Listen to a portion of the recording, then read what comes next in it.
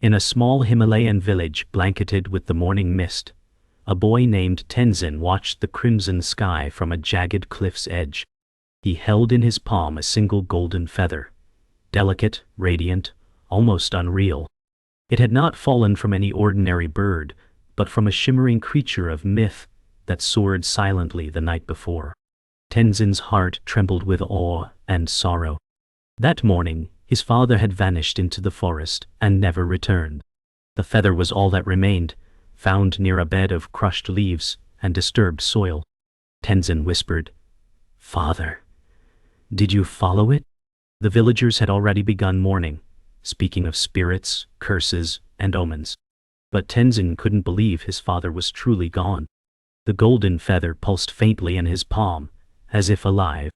Something stirred within him, grief entwined with purpose. The moment marked a tear in the fabric of his world, and from it a new path would soon emerge. The sky wept with color, and so did Tenzin's soul. Tenzin sat beside the altar stone, the golden feather now wrapped in a piece of silk his mother had given him. He stared at the horizon where the forest met the sky. His fingers touched the carved stone surface, tracing the patterns left by generations before him. "They say it's a sign," whispered an old woman behind him. "A spirit bird comes only when a soul is taken too soon." But Tenzin remained silent. Within his chest, sorrow battled with disbelief. Could it truly be an omen? Or was the bird leading him towards something beyond understanding? He recalled his father's tales of luminous creatures and ancient guardians of the mountains. Maybe the feather wasn't a farewell, but a map. That night, while others mourned, Tenzin felt a stirring resolve. He wasn't ready to accept loss without seeking truth. He would follow the trail, into forest, myth, and beyond. That evening, Tenzin lit a butter lamp beside his father's empty sleeping mat. Shadows flickered across the cracked walls, dancing to the rhythm of his breathing. His mother stood in silence behind him, unable to find words. He whispered softly, "He's not gone?" His mother's face contorted, not in disbelief, but fear. "Don't chase what should be released," she said. Tenzin's eyes burned. "But what if it was a message? What if he's waiting for me to find him?" The mother turned away, unable to face another loss. But the lamp's flame danced higher, casting the silhouette of the golden feather on the wall. The boy stared.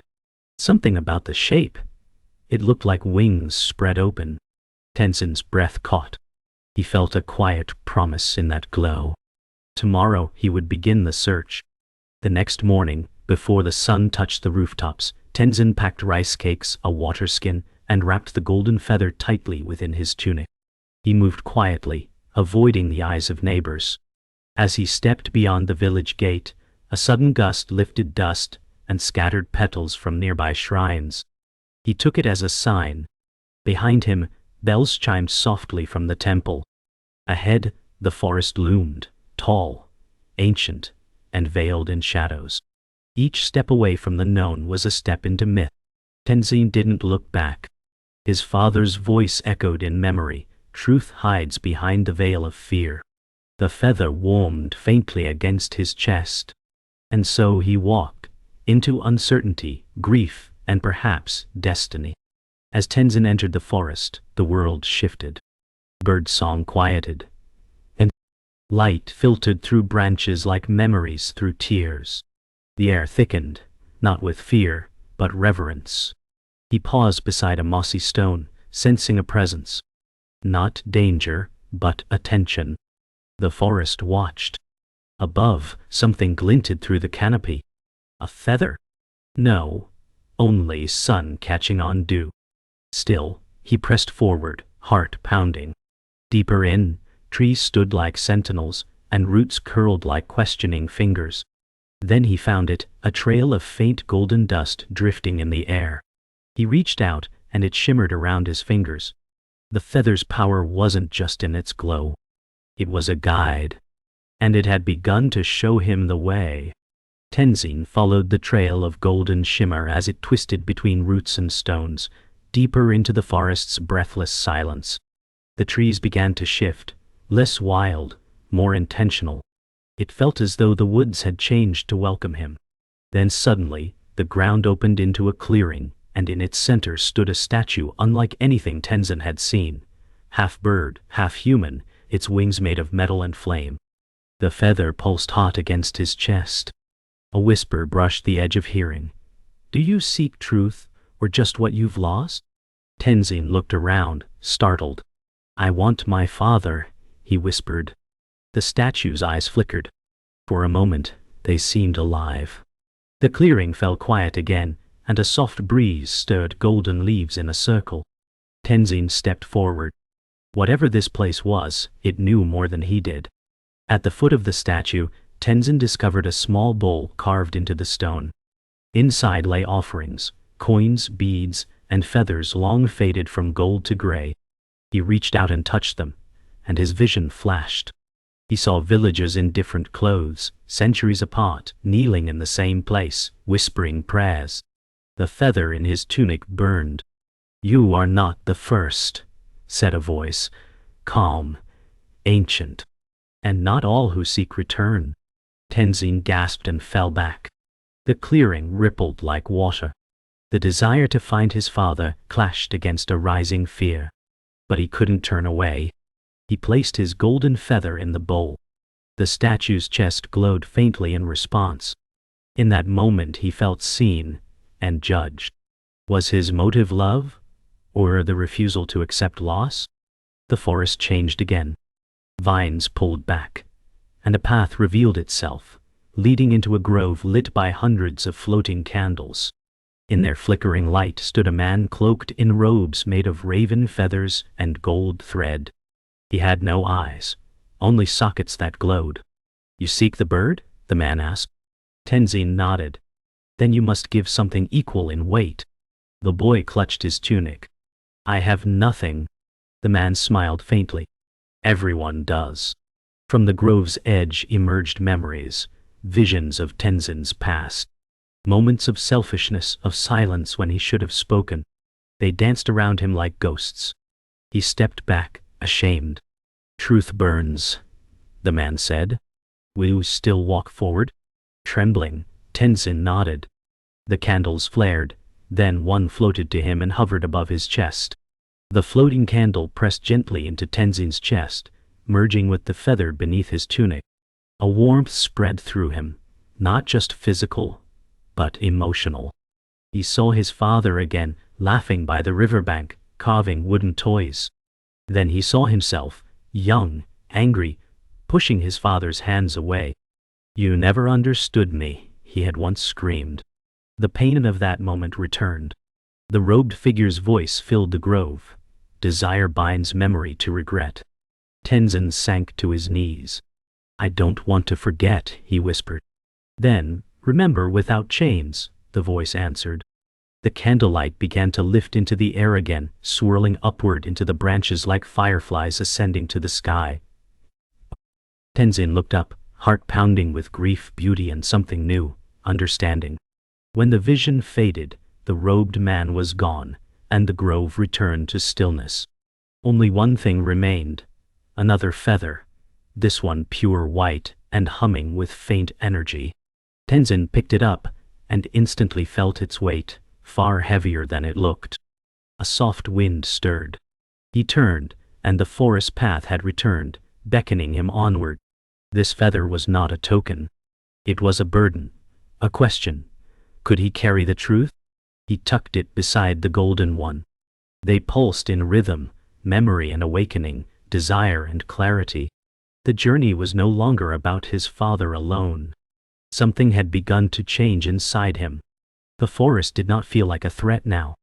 It felt like a teacher, and he was ready to learn what it had to show.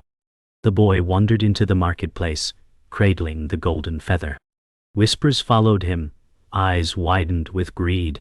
An old merchant stopped him and muttered, "That feather will curse you, child. It belongs to the bird of truth. Many have chased it. None returned the same. I just want to find the bird," the boy replied. The merchant scoffed. "Is that all? You think it's about the bird? You think she will fill the hole inside you? He leaned in. Desire always wears a pretty mask, but when you reach for it, it bites. The boy turned away, heart pounding. Doubt, like a thorn, pressed in. Was this feather a gift? Or a trap? But he couldn't let go. Not yet. Not when the image of the bird shimmered in his dreams each night, just out of reach. Before him lay two paths, one wide and well-lit, lined with flowers and smiles. The other, narrow, steep, tangled with thorn and mist. A stone at the crossing read, "The path of ease leads to reflection. The path of struggle reveals truth." He hesitated. Why must truth hurt? A breeze stirred. The feather shimmered, tugging faintly toward the difficult road. Still, his feet moved to the easier path. He walked for hours, comforted, entertained, praised. But the further he went, the dimmer the feather glowed. His steps grew heavy. Laughter turned to noise. Faces became masks. Something was wrong. He retraced his steps, heart racing, until again he stood at the crossroads. And this time, he turned toward the thorns.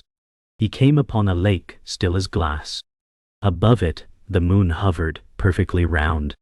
The sign beside read, "Gaze, and see what binds you." The boy knelt, peering into the lake. At first, he saw only his reflection, tired, thin, eyes wide.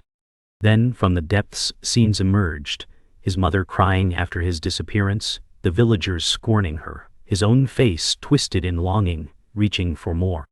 "No," he whispered, backing away. The feather dimmed. Tears welled. "I didn't mean to cause pain. I just wanted to feel whole." The water remained silent, but the image of his own yearning eyes lingered. And for the first time he sat, no longer chasing, no longer speaking, just breathing. As he journeyed onward, a sudden storm rolled in, not of rain, but of voices. "You failed her. You're selfish. You'll never be enough." The winds howled with every doubt he'd tried to silence. He fell to his knees, clutching his ears. "No," he cried. "I didn't ask for this pain."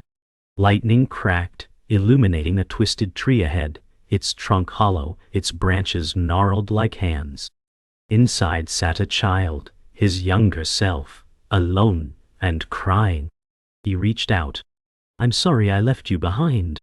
The storm quieted. The voices faded. Only the sound of his breath remained. He awoke beneath a gray dawn. The feather, almost translucent now. Panicked, he shook it. "No, no, don't leave me." But it was silent. The chase had brought him far, but the treasure was fading. His hands trembled. Had he wasted his chance? Then he heard a rustle, not from the feather, but the trees. The bird? He ran toward the sound, but found only empty branches. And for the first time, he stopped.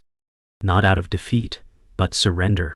"I've followed you, but I don't know why anymore." He sat, holding the feather gently, not clinging. And as the first sunlight broke the sky, he noticed, though faint, the feather still glowed, just enough to guide. He found it hidden behind a waterfall. An ancient temple etched into the mountainside, whispering his name as he approached. The air was heavy with incense and silence. Pillars carved with forgotten faces lined the entrance. As he stepped inside, the golden feather flared briefly, then extinguished. No light guided him now. Still, he walked. In the center of the temple stood a massive circular mirror, taller than a man, framed in cracked obsidian. Beneath it an inscription. "See not what you are, see what you fear."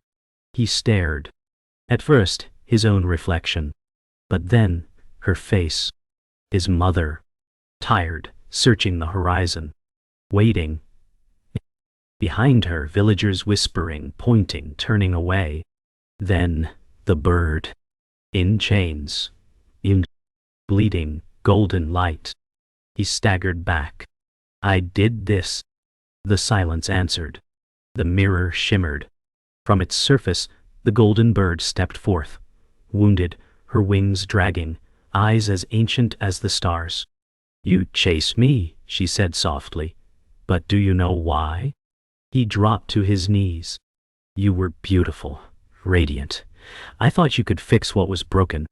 She tilted her head. "Do you believe beauty saves, or that desire heals?" He looked away, ashamed. "You caged me the moment you believed I belonged to you. I didn't mean to." "All seeking begins with longing," she interrupted. "But not all longing is love." Her feathers dimmed. "What you saw in me was never mine to give."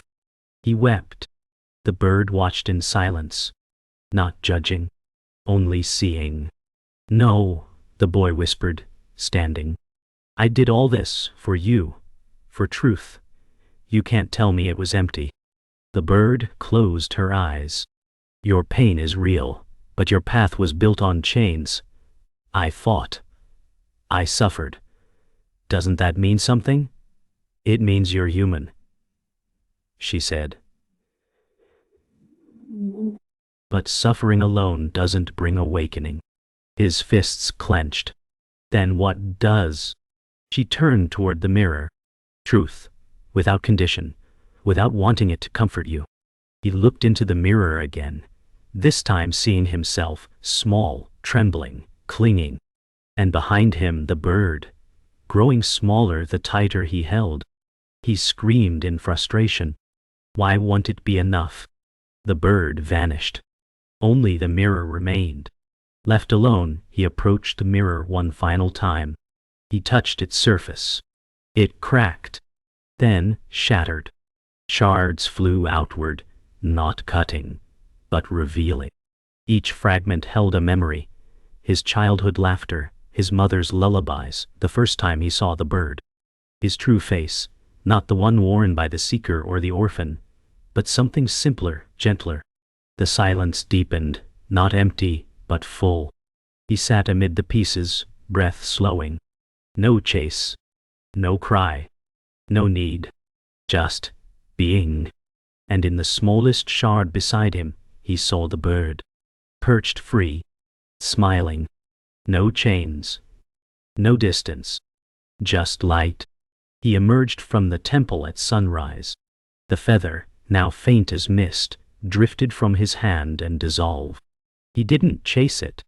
He walked, past the waterfalls, through the forest, across the hills. Not searching, not escaping, just walking. When he reached the village, no trumpets sounded, no one clapped. But his mother stood at the gate, silent, eyes full. He bowed. She opened her arms, and they embraced, not as broken and healer, not as lost and found, but simply as mother and son. And far above them, a golden shimmer crossed the sky, no longer pursued but free. So was he. The days in the village passed quietly, but a soft unrest coiled inside him. He smiled, he rested, but he knew the journey wasn't over. One morning, he rose before the sun. With a nod from his mother, he turned back toward the mountain where everything began, not to claim anything, but to face what remained. The path felt different now. The trees no longer whispered temptations. The wind, once filled with riddles, only hummed softly. When he reached the summit, the tree stood as he remembered it, bare, ancient, neither grand nor ruined. Just present. He sat beneath its silent boughs, not to summon the bird, not to wait for visions, only to listen, to breath, to wind, to the steady rhythm of the earth beneath him. There was no goal, only stillness. And in that stillness, something opened, not in the sky, but within his chest. A sound, barely a breath, fluttered through the air. He opened his eyes. There she was. The golden bird stepped through the morning mist. She moved slowly, one wing trailing, her feathers dulled, her glow soft and muted. She was no longer a beacon of mystery or a prize in a dream. She was real, beautiful, not because she shone, but because she had survived. She came to him. He did not rise. He did not reach. Instead, he bowed his head, softly, humbly. "I no longer need to find you," he whispered. "But I am grateful you found me." She said nothing. Instead, she folded her injured wing and settled beside him. No words. No songs. Just presence. Two beings, no longer seeker and sought, sat beneath a bare tree. Their silence spoke more than any quest ever could. As the sun dipped toward the horizon, he built a small fire. This wasn't for warmth. It was a fire of farewell. From his satchel, he drew the fragments of his past, the sketch of the bird he once chased, the string he'd wrapped around the feather, the worn parchment where he had written dreams he no longer clung to. One by one, he placed them into the flame. Each item crackled and curled, reduced to ash. His memories didn't scream. They simply let go, like breath on cold air, fading without protest. The bird watched without a sound. Then he reached into the bag one last time and held up his journal, the one where he had measured hope and loss in ink. He placed it in the fire. "I am not these pages," he whispered. "I am the space they leave behind." As dawn returned, the bird rose. She walked to him and unfurled her wings. From beneath them came soft, glowing threads, strands of golden light, fine as silk. They drifted toward him. One wrapped around his hand. Another around his chest. He hadn't even known they were there. Bindings made not of rope, but of desire, expectation, self. As each thread touched him, it dissolved into warmth. No pain, only release. He felt his breath deepen. His hands opened without thinking. The final thread circled his heart. When it vanished, he cried, not with sorrow, but relief. "You were never mine," he said, voice steady. "And I," said the bird at last, "was never far." The weight he'd carried so long had vanished, yet he had not lost a thing. He had returned. She looked up. And so did he. No words passed between them. Then, with one final glance, soft, knowing, the bird spread her wings. They wavered but held. She leapt. Her flight was imperfect, but beautiful, wings slicing through morning light with effort and grace. She rose not like a goddess, but like one who had lived, fallen, healed. And he watched. Not reaching, not yearning, only watching. As she disappeared into the horizon, a single feather floated down. Not golden, white, dot. It landed in his open palm, light as silence. He closed his fingers around it, not to possess, but to hold for a moment. And then, he stood.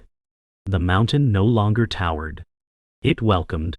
And for the first time, he walked not as one who searched, but as one who had arrived. He lingered at the mountaintop a little longer, not because he had to, there was nothing left to wait for, but because the stillness was rich now, not empty. The silence wasn't a void anymore. It was a companion. At last he began to descend, not with haste, but with the grace of someone who no longer sought to arrive. Each step downward felt lighter. The earth welcomed him like an old friend. Leaves fluttered, sunlight filtered through the canopy, and every breath felt whole. There was no urge to recount his journey, no need to hold it tightly. Like dew evaporating in the morning sun, the story lifted from his shoulders, leaving only presence. He was no longer escaping. He was returning, not to the village, not to a destination, but to life itself, unbound and silent within. By midday, he reached a river he had once crossed with trembling purpose. Then, it had felt wide and cold, mysterious. Now, it was only water, clear, flowing, without resistance. He knelt by its edge and looked into it. Not for answers. Not for visions. He simply looked. The boy he saw was not transformed, not divine, just human. Eyes softer. Shoulders relaxed. A face no longer haunted by grasping. A breeze stirred the surface, and the reflection vanished. But he didn't move. He watched the ripples until they returned to stillness. Not clinging to his image. Not mourning, its loss. And in that subtle gesture, something vast stirred inside him, the deep, unshakable knowing that nothing needed to stay to be real. When he returned to the village, no horns sounded, no songs were sung. Life had gone on. But that was the beauty of it. Children laughed in the distance. Smoke curled from chimneys. A dog barked lazily in the sun. His mother stepped from their doorway, not running, not crying, just smiling with a softness that said, "I see you." He walked to her. She didn't ask for stories, and he didn't offer them. They embraced, two souls no longer bound by grief or questions. In that touch, time dissolved. He looked around at the village he once felt small within. It hadn't changed. He had. And the silence he had carried from the mountain now lived in him, not as absence, but as quiet strength. That evening, he wandered to the old shrine near the edge of the village, the one where he had once prayed for signs, for answers for the bird. Now, it stood quiet. No incense. No chants. He stepped inside. The space was bare. But somehow, it felt full, like a room that had let go of its name and become pure stillness. He knelt. Not to beg. Not to seek. But to listen. The silence was deep and wide, like a well that had no bottom. In it he heard everything, laughter from the village, the hum of insects, the hush of his own heartbeat. He bowed low, not to a deity, but to the silence itself. And in doing so, he felt more whole than ever before. That night, he dreamed. He stood once more on the mountain, but this time there was no bird, no tree, no storm, only sky. He opened his hand expecting a feather, but there was none. And still, he smiled. He turned his palm skyward, and the stars gathered there, not to be held, but to be witnessed. He awoke before dawn, breath slow. Outside, the world was beginning again. A breeze moved through the grass. The sky was shifting from indigo to rose. And within him, silence. Not an emptiness that needed filling, but a space where everything could belong. He didn't rise. He just sat there, in the quiet morning, feeling no more need to be anything but what he already was. Alive. Awake. Here. The morning light arrived gently, like a guest who needed no introduction. The boy, no longer merely a boy, stirred from sleep without urgency. There was no mission waiting for him, no bird to chase, no visions to decipher. And yet, everything felt new. He rose with the sun, barefoot in dew, the earth soft beneath him. Birds sang, not mystical ones, but the ordinary kind. And their music was enough. He walked through the meadow with quiet joy, each blade of grass brushing his ankles like a greeting. His hands were empty, but for once, they didn't feel lacking. They felt whole. The world had not changed, but something within him had aligned with it, perfectly. He no longer moved towards something. He moved as something. Children from the village found him by the river, building small boats from leaves and sticks. "What are you doing?" one asked. "Just floating things," he replied, smiling. They joined him, giggling as their little vessels drifted. He didn't instruct. He didn't preach. But the way he moved, gentle, present, taught more than any lesson. When one child's boat sank, the boy only said, "The river teaches too." And the child nodded, strangely satisfied. His silence had become language. His peace, a mirror. He had no answers. But those around him began asking better questions. And that, perhaps, was the deeper gift. That night, as stars spilled across the sky, he lay beneath the open heavens. He no longer hoped for dreams, but this one came anyway. A single feather, brilliant and weightless, drifted down from the stars. It wasn't gold. It wasn't white. It shimmered with all colors, changing like water, pulsing like breath. It landed softly on his chest. He opened his eyes. And it was still there. Not in hand. Not in pocket. But in heart. A knowing that needed no name. A clarity that asked for no proof. The feather wasn't an object. It was a state, and he now carried it wherever he went. One morning, as he tended the village garden, a whisper of wings passed above. He didn't look up. He didn't need to. He smiled, because enlightenment wasn't seeing the bird again. It was knowing she had never left. A few villagers heard the wind shift. One thought she saw a glint in the clouds, but no one chased. They simply returned to their tasks, yet somehow, with more care. Even the soil seemed richer that day, the water colder, the breath deeper. He had become the space in which the bird could pass freely, and in doing so, so could everything else. Years passed. The boy grew into a man, then an elder. His hair grayed like snow on stone. His eyes deepened like wells untouched by storms. One morning, at the edge of the same mountain where it all began, he sat beneath the now blooming tree. He closed his eyes. No ache, no fear, only stillness. A single feather, neither gold nor white nor shimmering, fell gently onto his lap. It was soft, aged, real. He picked it up, kissed it, and let it drift again into the wind.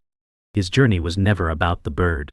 It was about learning to let life pass through him like air through open hands. And in that final moment, he became a feather himself, light, free, unbound.